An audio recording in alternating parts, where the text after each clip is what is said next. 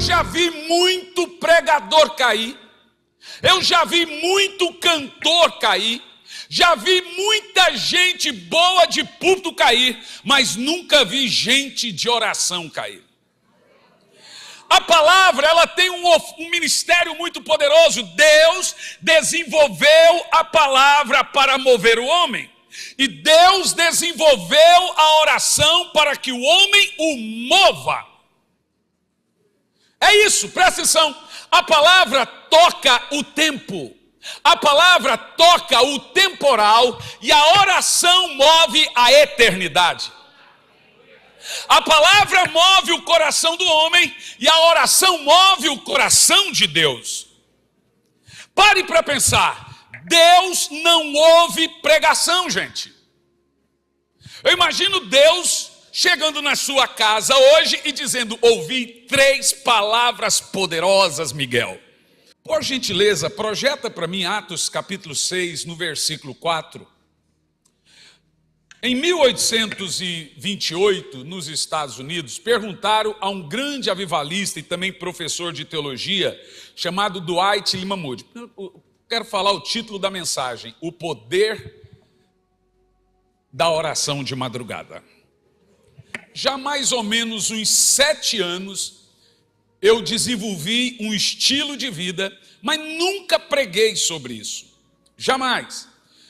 Mas a minha esposa dizia: amor, você não pode pregar, essa é uma experiência pessoal sua, então você não pode ensinar uma experiência pessoal sua. Então eu fiquei calado, nunca preguei sobre isso. Até que, então eu falava com os amigos, falava pessoalmente nas mesas e tentava mostrar que aquilo tinha sido vida na minha vida, etc. E hoje eu vejo em tantas igrejas pregando e falando sobre isso. O maior culto da nossa igreja é 4:30 da manhã às 6 da manhã. Uma fila enorme de gente, as crianças acordadas com um olhão desse tamanho, brigam com os pais, para os pais não deixarem elas dormindo, e vão e são batizadas com o Espírito Santo. Curitiba, irmão, não sei se você sabe, o curitibano é considerado o povo mais crítico do Brasil. As novelas, primeiramente, devem passar pelo crivo deles, teatros, músicas e etc. Então eu já tinha muitos amigos cumprindo o projeto e o propósito da oração de madrugada. Em algumas igrejas o culto da madrugada, outras oração de madrugada na igreja, e eu não tinha coragem de lançar isso em Curitiba, porque eu pensei o seguinte: curitibano não dá segunda chance para ninguém. Você faz a primeira vez, se der errado, acabou, abortou e não tenta mais. Se der certo, você pode continuar. Mas nós demoramos muito e funcionou. No dia que nós lançamos, não vou falar de culto, mas estou te contando um testemunho. No dia que nós lançamos o culto, havia chuva e 3 graus à noite. E uma multidão de gente, e aí não parou mais. As igrejas do Oriente praticam isso até hoje, todas elas, no Egito, na África, exclusivamente na Nigéria, na Coreia. Todo mundo já sabe que isso é uma prática. Os bancos ficam abertos, os supermercados ficam abertos, tudo fica aberto porque as igrejas funcionam mesmo lá na madrugada. E Dave Show leu um livro de Charles Finney sobre o poder da oração da madrugada, e ele decidiu desenvolver isso lá, que gerou um avivamento. Isso mostra, por exemplo, lá na Coreia, das 4 maiores igrejas, das 5 maiores igrejas do mundo, 4 é na Coreia. É uma coisa que eles aprenderam e não abandonaram, e tantas outras. Eu estive também no Japão, as igrejas do Japão praticam isso, mas a minha mensagem é evidentemente falando sobre um avivamento pessoal. Perguntaram para Dwight Lyman Moody, projeta para mim o texto de Atos, por gentileza.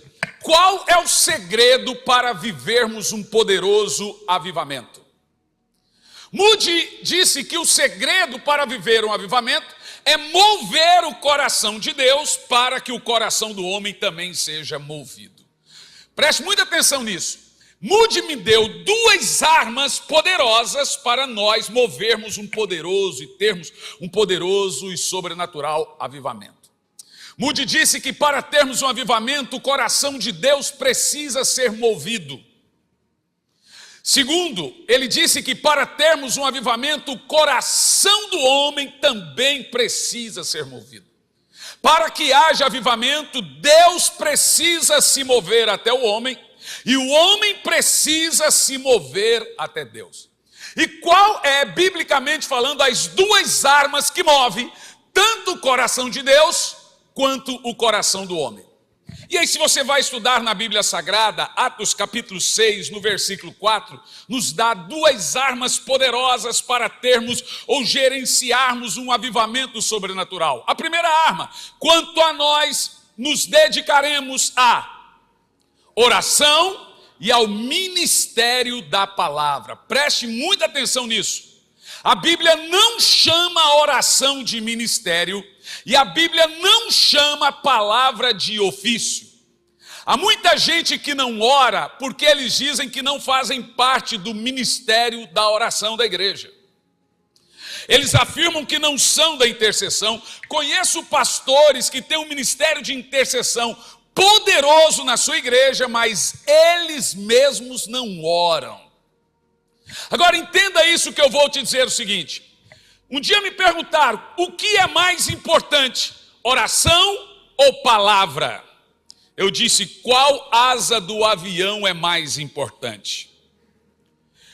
A verdade é que a palavra e a oração têm ataques distintos, mas têm a mesma força e o mesmo poder. Entenda isso aqui. Palavra é ministério. Poucas pessoas vão subir aqui e ter a honra de pregar, porque o ministério da palavra é um ministério de poucos. Mas a Bíblia afirma que todos devem orar. O apóstolo Paulo é enfático em dizer, ordeno a todos que orem. A oração é um mandamento de todos e a palavra é um ministério de poucos. Irmão, eu já vi muito pregador cair, eu já vi muito cantor cair, já vi muita gente boa de púlpito cair, mas nunca vi gente de oração cair. A palavra, ela tem um ministério muito poderoso. Deus desenvolveu a palavra para mover o homem. E Deus desenvolveu a oração para que o homem o mova. É isso, presta atenção. A palavra toca o tempo. A palavra toca o temporal e a oração move a eternidade. A palavra move o coração do homem e a oração move o coração de Deus. Pare para pensar. Deus não ouve pregação, gente. Eu imagino Deus chegando na sua casa hoje e dizendo, ouvi 3 palavras poderosas, Miguel. Uau, que palavra! Deus não ouve mensagem. A mensagem foi feita para o homem, a oração foi feita para Deus. Deus fez a mensagem para mudar, transformar e avivar o homem, e Deus fez a oração para que nós tenhamos acesso a Ele. De tal forma que nenhum de nós estamos isentos à prática da oração. Pense o seguinte, o judeu ora 3 vezes por dia, o muçulmano 5, o budista 10, o seixonoísta 18, e nós, os cristãos? A verdade é que tirando os judeus, nós temos... Eu falo isso, tem gente que fica chateado comigo quando eu falo isso, mas eu vou falar. Tirando o judeu, essa trupe que existe aí, tem deuses mortos, mas o trata como se estivesse vivo. E nós que temos um Deus vivo e o tratamos como se estivesse morto. A oração não é uma escolha, gente. Nunca, já dizia Embaldes, nunca ouça um homem que não ouve Deus. Homens não são de confiança, os que não oram menos ainda. Em nenhum momento no ministério Deus nos eximiu da prática da oração.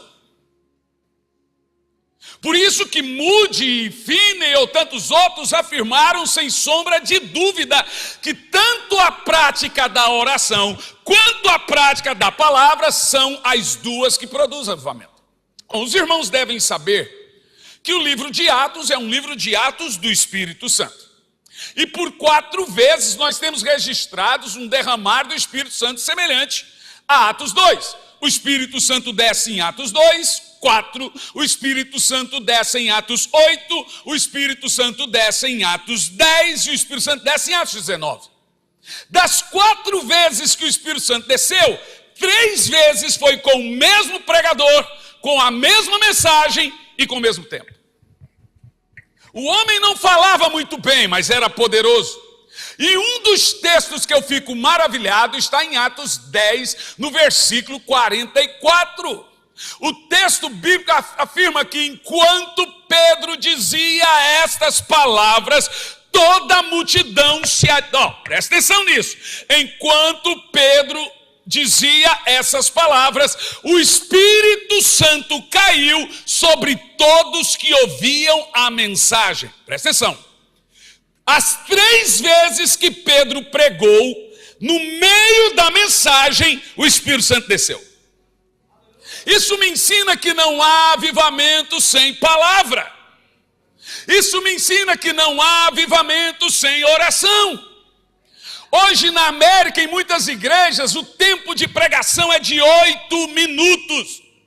O povo de Deus cansou de pregação.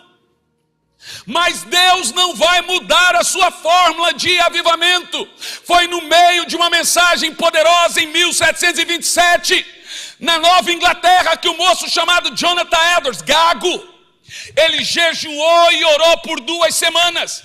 Como ele era gago, então ele tinha que ler o sermão. De um lado está o seu sermão, do outro lado uma lamparina. E ele começa a pregar um sermão poderoso que muita gente não gosta hoje, de arrependimento. O título do sermão era Pecadores nas mãos de um Deus irado. Ele pregava e as pessoas caíam no chão com medo da terra se abrir e elas irem para o inferno. E isso foi chamado do primeiro grande despertamento espiritual na América. Em todos os avivamentos, em todos os momentos, a exposição da palavra teve primazia. O apóstolo Paulo diz, faça algo, e sabe como é que nós temos que pregar? Paulo diz assim, com profunda convicção na verdade, ou seja, poder e verdade. Nós precisamos entender que os segredos de Deus, que o Senhor liberou a cada um de nós, não são somente segredos de Deus, estão reservados também para nós. Bom, eu acredito que todos devem estar cientes que devemos orar. Alguém me pergunta, mas pastor, quando a gente não está conseguindo orar, o que a gente faz? Eu respondo, vai lá e ora pela sua vida de oração. Sabe o que eu fazia? Vou te ensinar. Eu nunca fui sem orar. Aí eu orava 15, 20 minutos, 10 minutos. Então eu dobrava o joelho e orava. Em 15 minutos eu já tinha dito tudo que tinha que dizer.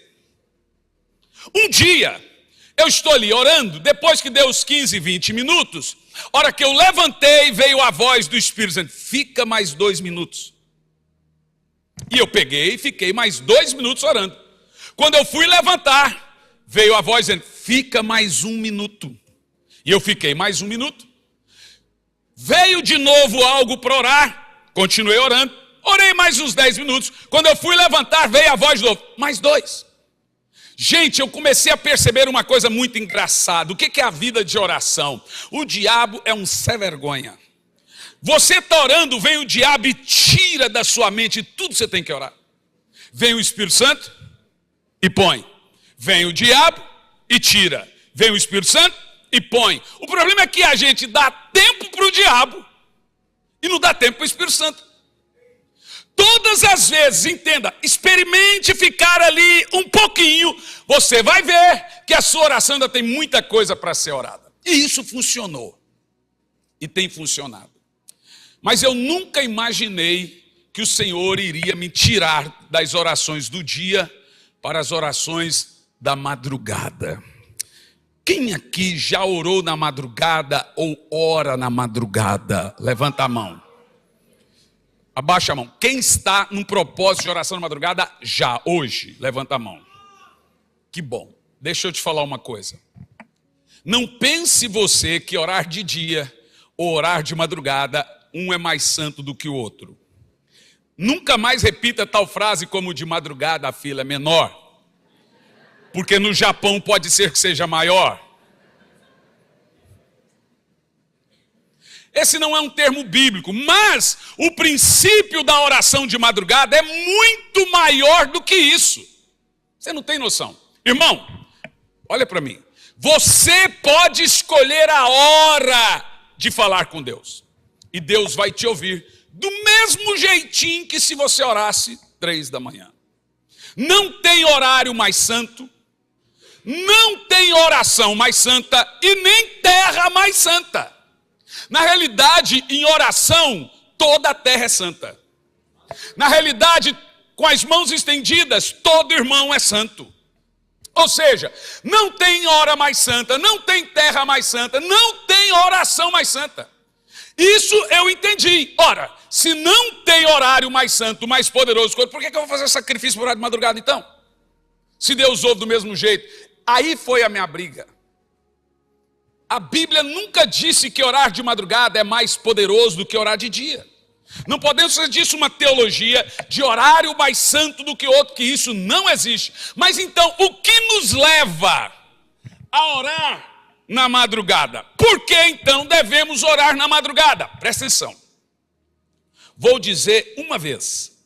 Você pode escolher a hora de falar com Deus. E Deus vai te ouvir. Você só não pode escolher a hora que Deus vai falar com você. Na hora que você for falar com Deus, você escolhe. Na hora que Ele for falar, Ele escolhe. Aí você vai perguntar, então Deus, quais eram os horários que Deus decidia falar na Bíblia? Só para você ter uma ideia, só no livro do profeta Jeremias tem 10 vezes a menção, começar de madrugada para orar. 10 vezes. Só no livro de Jó são 28 vezes. No Salmo eu até esqueci, são mais de 50. A Bíblia inteira faz referência a um tesouro, a um segredo escondido na madrugada. Antes de mencionar você, todos os avivalistas, não são alguns irmãos, todos os avivalistas priorizavam a madrugada e exclusivamente um determinado horário. Wesley, a partir das 4, ganhou milhões de almas. George Whitefield, a partir das 4, ganhou milhões de almas. Charles Finney, a partir das 4, ganhou 6% de toda a América para Jesus. Eu estou falando 6. Esse era uma bomba. Charles Finney. Jonathan Edwards, David Brenner. David Brenner é um genro de Edwards que morreu de tanto orar. Também oravam a partir das 4 da manhã. Robert Murray McCheyne, o avivalista escocês, orava a partir das 4 da manhã e esse era radical. Ele dizia, nenhum pássaro canta antes de mim. Os homens eram terríveis. E você pode pensar, mas isso não é uma criancice? Criancice é ganhar 3 milhões de almas para Jesus. Aí você vai perguntar, por exemplo, o pastor Bon, que ganhou 35 milhões de almas na África. Leia, você vê a biografia dele. Ele orava das 4 às 8 da manhã, todos os dias. Billy Graham esteve lá na casa de Wesley e aprendeu o segredo da oração da madrugada. E ele disse, Senhor, dê a mim o que o Senhor deu a Wesley. A primeira coisa ele escreve na sua biografia, que Deus pediu a Billy Graham, é o mesmo tempo de oração que Wesley tinha. William Seymour queria um avivamento sobrenatural na Rua Azusa. Aí o Espírito Santo vem até ele e fala assim, ó, para o tamanho do avivamento que você quer, orar só 3 horas é pouco. Você vai ter que mudar para 10 horas de oração e a partir da madrugada? Bom, foi 1,5 bilhão de vidas alcançadas ao todo no avivamento pentecostal da Rua Azusa. Aí você pode pensar assim, o que esses avivalistas tinham em comum? Meu querido irmão, não é coisa mística, vai por mim, não é coisa mística. Vou contar o testemunho de um amigo precioso lá em Goiânia, ele conta esse testemunho e eu também vou contar. A igreja dele tem 3 anos e 10 mil membros. Ele se chama Mac Anderson. É Mac? Então, desde Londres, ele decidiu que viria para o Brasil e ele iria começar na madrugada. Ele desenvolveu uma cultura na sua igreja da madrugada. Bom, nós sabemos como está acontecendo. Eu vou afirmar a você que o grande segredo da madrugada está nisso aqui. Põe para mim, por gentileza, Jeremias 44:4, projeta. Escute bem o que eu vou te dizer. Onde está o texto? Ali, ó. Lê em voz alta, vamos ler em voz alta todos, vai lá. Eu vos enviei. Dá uma pausa. Eu só estou com excelentes pregadores aqui, dos melhores. Todos aqui são uma bênção, mas pregar olhando para ele aqui não dá certo não, irmão. É difícil, hein? Nós temos na Bíblia uma regra de máximas, você sabe disso. Quando você encontrar no texto uma máxima, significa o quê? Não tem margem para hermenêutica, para interpretação. Deus amou o mundo todo. É o mundo todo, alguns, poucos ou o quê? É todo. Então dá para fazer uma exegese desse texto? Não dá. Não dá para você dizer que esse mundo aí é o mundo dos salvos. É o mundo todo. E ali nós temos uma máxima poderosa que nós vamos encontrar em outros textos daqui um pouco, que é todos. O que você está lendo nesse texto? Todos.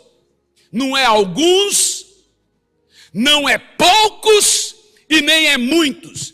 Deus desenvolveu uma rotina com seus servos. Falar somente. Agora lê em voz alta, vai lá.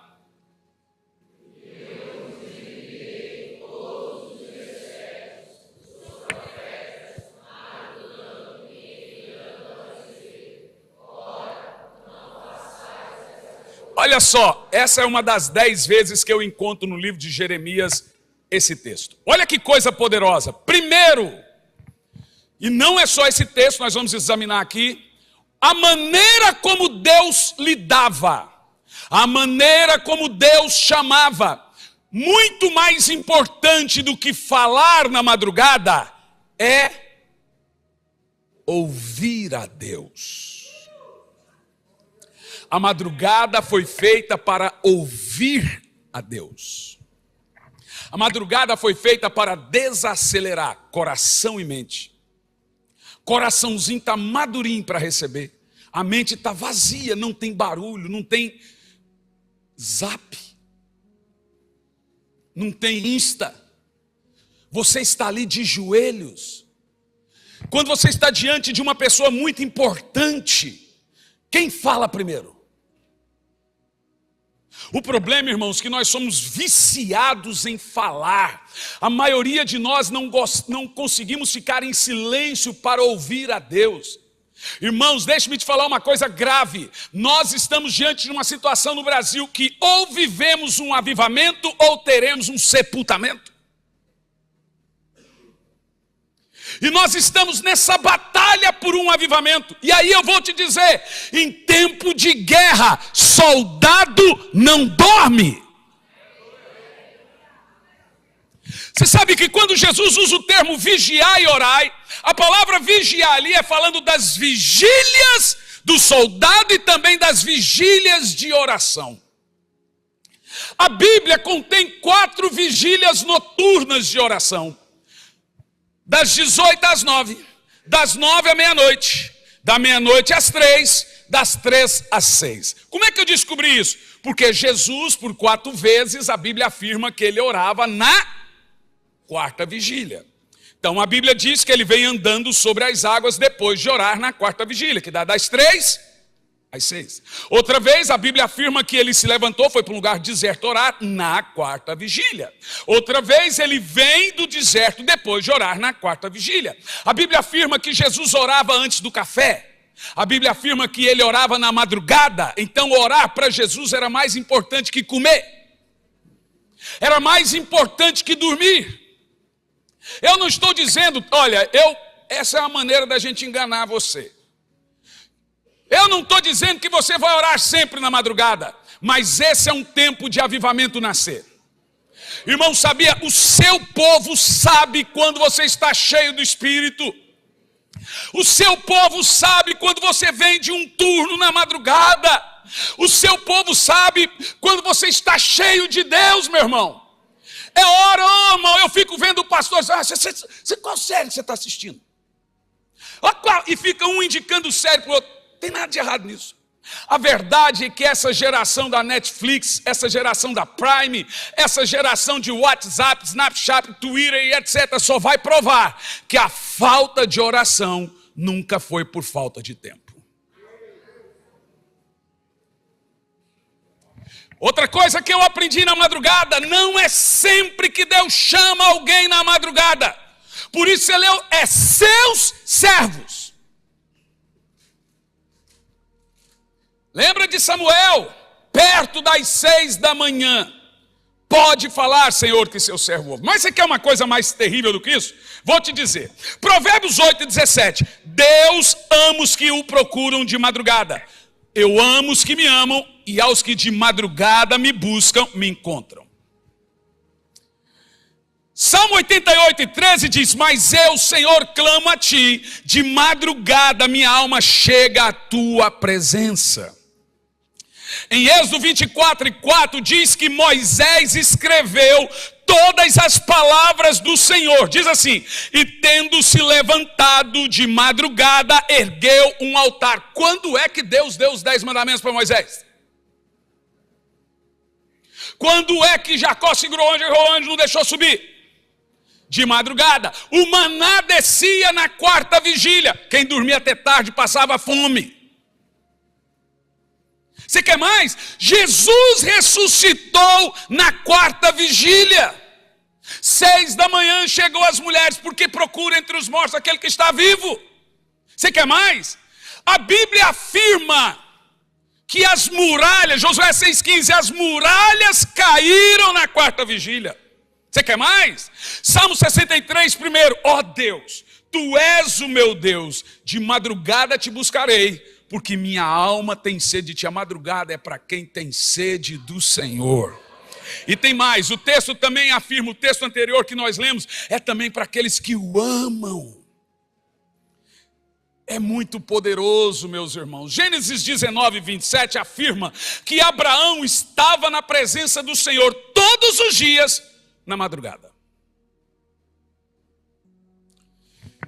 Em Mateus 14:25 mostra que Jesus orava na quarta vigília. Olha aqui para mim. Diante de todos esses fatos que você ouviu, você já sabe que a madrugada é poderosa. É diferente. É sobrenatural. Orar já é algo sobrenatural. Orar produz avivamento pessoal. E pode produzir avivamento nacional também. Perguntaram a Moody qual é o segredo do avivamento. Ele disse, põe fogo no púlpito e as cadeiras vão incendiar. Ele está dizendo, o avivamento antes de vir para a igreja nasce do coração do seu pastor. Mas eu perguntei, Senhor, o que eu ganho orando de madrugada? Olha que pergunta indecente. Irmão, eu já descobri que Deus não gosta de pergunta. Toda vez que você faz pergunta, ele responde fazendo outra pergunta. Jó fez uma pergunta, Deus respondeu com 70.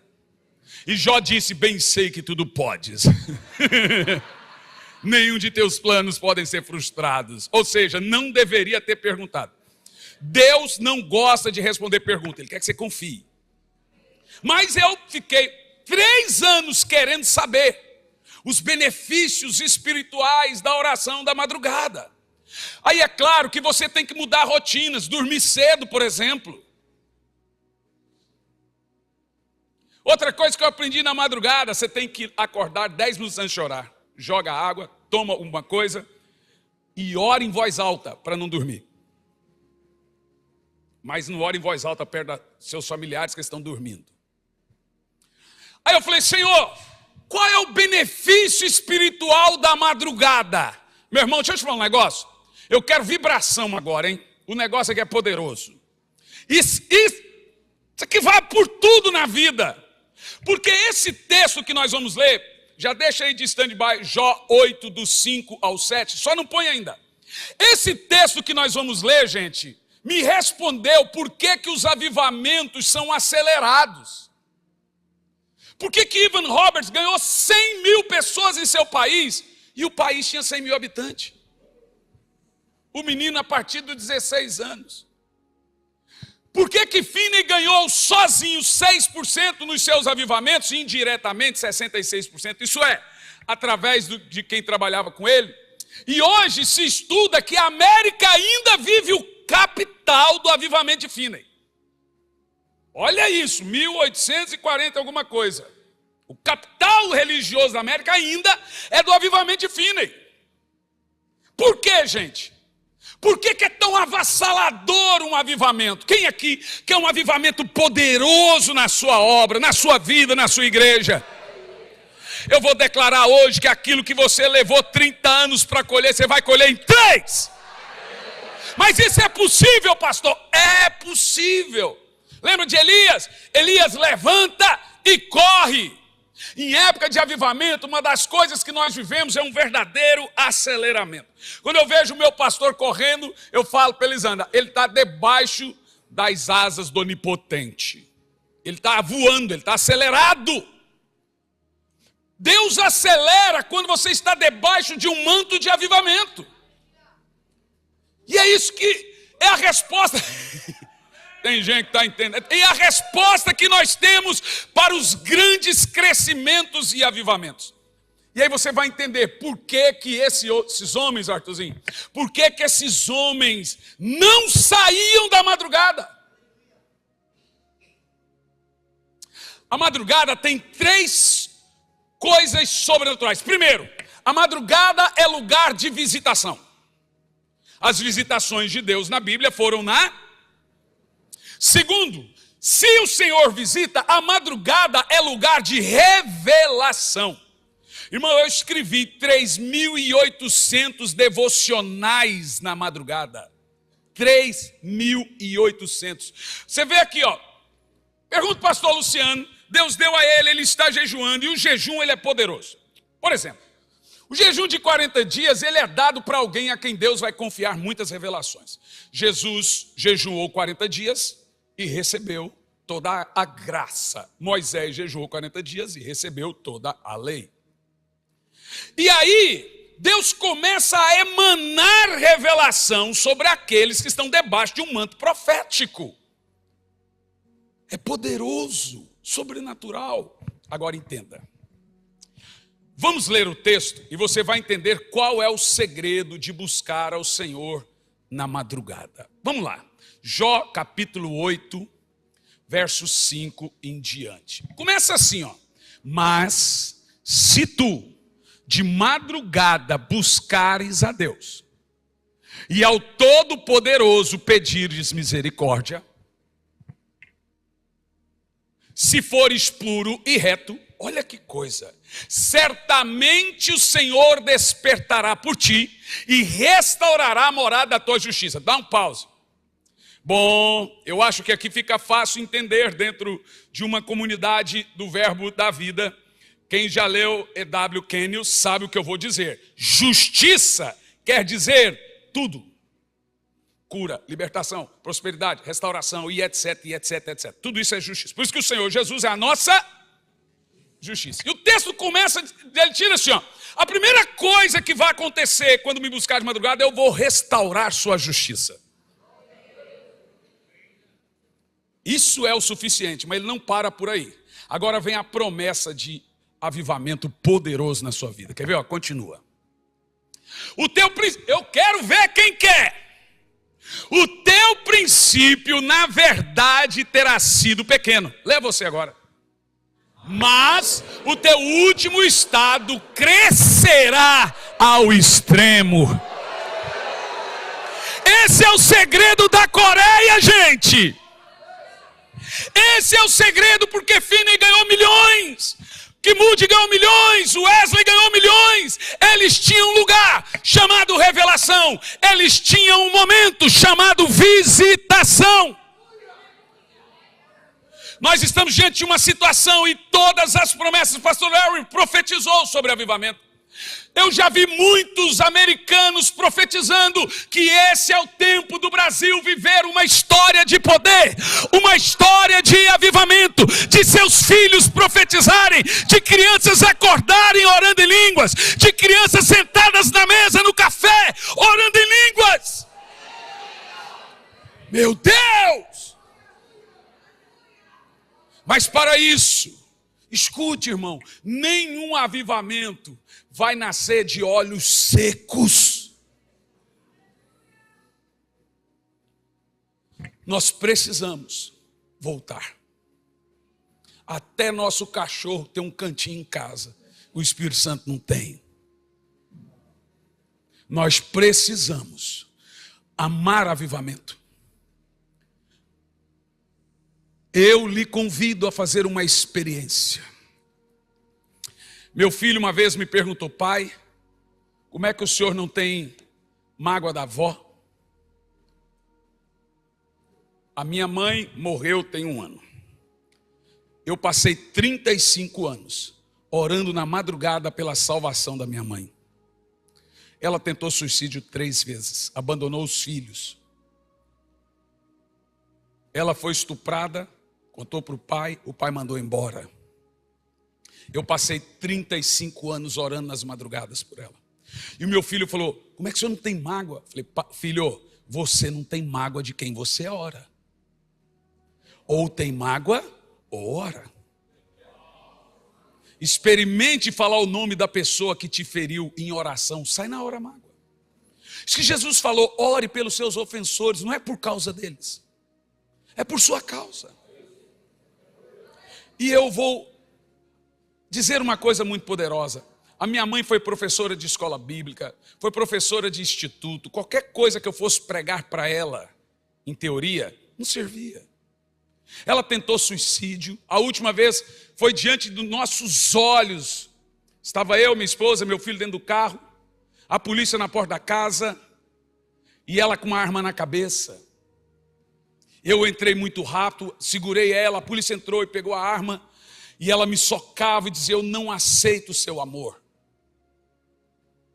E eu orava todos os dias de madrugada. Oração e fé jamais foram desapontados.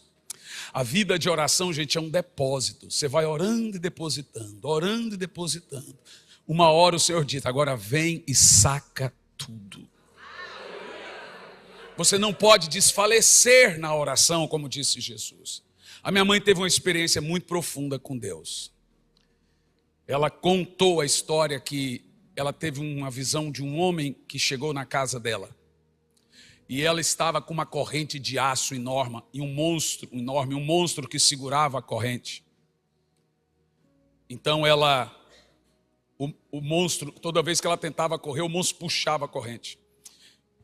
Então apareceu um homem para ela e disse: Margarete, eu posso quebrar as correntes. Eu quero, ela disse. O homem disse: você só precisa fazer 3 coisas. Primeiro, você precisa procurar seus filhos e pedir perdão. Anos e anos. Segundo, precisa procurar seu ex-marido, perdoar e pedir perdão. Terceiro, você precisa voltar para os caminhos do Senhor. Ela disse: eu aceito. Diz que ele veio e quebrou as correntes. A primeira pessoa a receber o telefonema fui eu.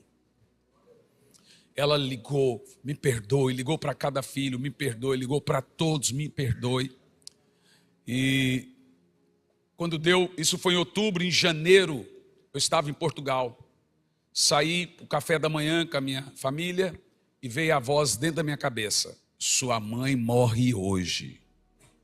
Eu olhei para minha esposa e falei assim: Deus acabou de me dizer que minha mãe vai morrer hoje. O que é isso, amor? Você está maluco? Eu falei: não, eu jamais diria um negócio assim. Você está doido? Eu falei: eu perdi a fome e subi. Quando deu 3 horas da tarde, ela estava morta. Literalmente Deus levou. Eu fiquei triste. Falei assim: agora que eu consigo ter relacionamento. Minha filha chorava: agora que eu virei amiga da vovó. Mas o Espírito Santo me deu uma palavra, Isaías 57 primeiro. Perece o justo, e não há quem considere que as pessoas boas são retiradas antes de cair. Irmão, volte para o lugar que o Senhor te chamou. A primeira coisa que eu aprendi sobre a oração foi dobrar o joelho e pedir um espírito de oração. Até você ter um espírito de oração, você vai ficar lutando com oração. Mas ore pedindo ao Senhor um espírito de oração. Esse é o grande espírito do avivamento. Eu quero orar em alguns minutinhos, liberando o espírito de oração sobre a sua vida. Fique em pé no seu lugar.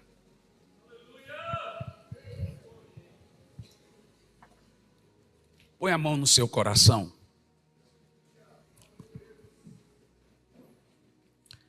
Senhor, aqui está teu povo, aqui está a sua igreja.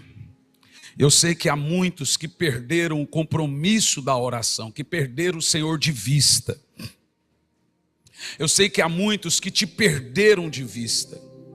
Senhor Espírito Santo, olhe para nós.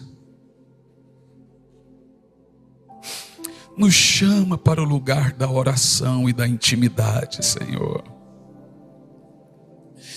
Eu te imploro, Senhor, batiza-nos com o espírito de oração e de avivamento. Visita, Senhor, o seu povo. Visita, Senhor, a sua igreja.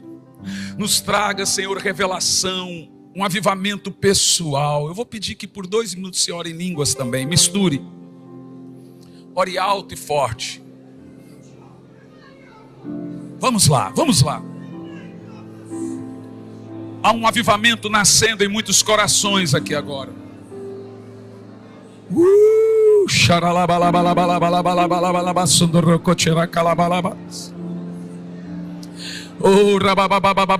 Eu vejo coisas acontecendo. Eu vejo dons sendo entregues aqui. Eu vejo gente aqui levantando paralíticos. Eu vejo gente aqui curando cegos. Mas também vejo avivamentos em muitas igrejas. Um aceleramento, um crescimento extremo que vem dos joelhos. Vamos lá, vamos lá. Essa é a igreja do Senhor, guerreira, militante, forte e poderosa. Lembre-se, teu último estado crescerá ao extremo.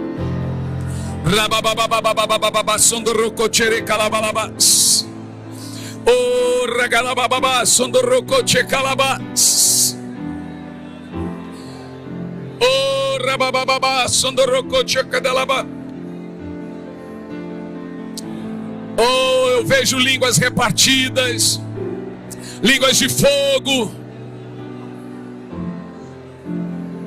Te amamos, Espírito Santo. Nós te amamos tanto, Espírito Santo. Nossa alma anseia, nossa alma te deseja, nossa alma tem fome de ti. Leva-nos ao lugar da visitação e da revelação, Espírito Santo. Leva-nos ao lugar da revelação e da visitação, Espírito Santo.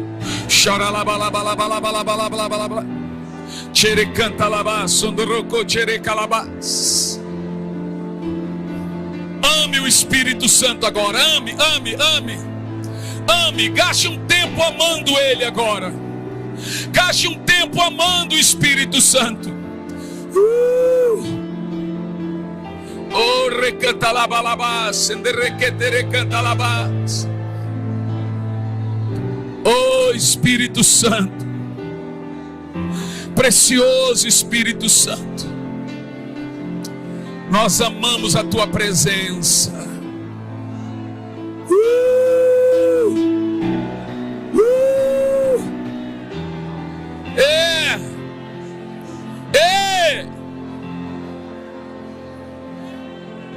Levanta as mãos e ore em línguas.